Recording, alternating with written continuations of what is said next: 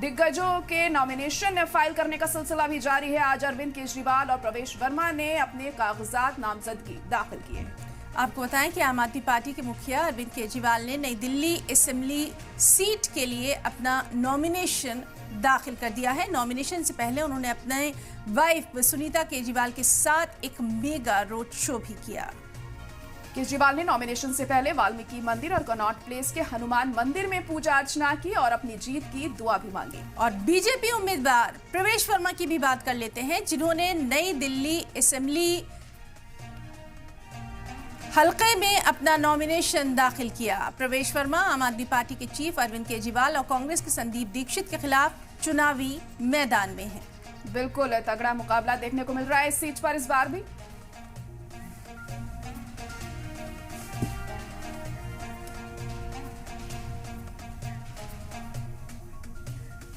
और इसी खबर पर ज्यादा जानकारी के लिए हमारे नुमाइंदे सैयद मुबशिर दिल्ली से जुड़ चुके हैं। मुबशिर, तो नई दिल्ली सीट पर काफी तगड़ा मुकाबला देखने को मिल रहा है। आज अरविंद केजरीवाल ने अपना नॉमिनेशन फाइल कर दिया है, प्रवेश वर्मा ने भी अपना नॉमिनेशन आज दाखिल कर दिया। अभी क्या कुछ अपडेट इसको लेकर देखने को मिल रही है और कैसी सियासत जारी है?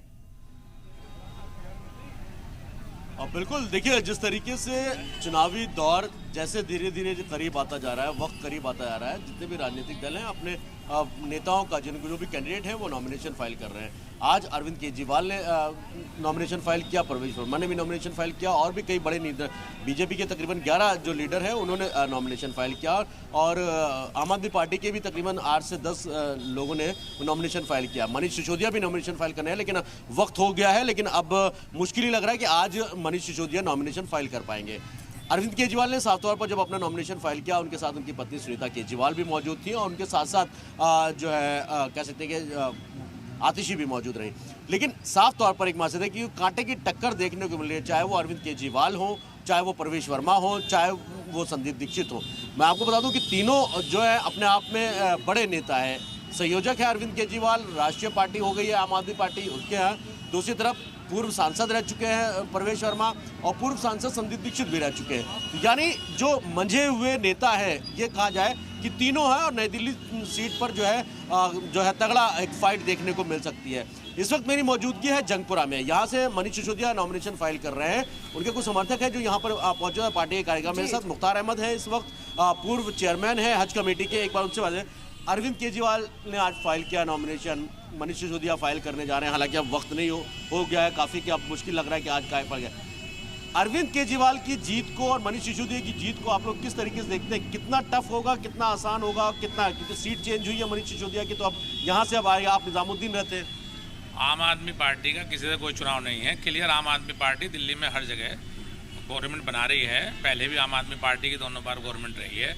केजरीवाल जी का है, मनीष सिसोदिया जी का वन साइडेड जीत है, इनका कोई किसी से कोई कंपटीशन नहीं है।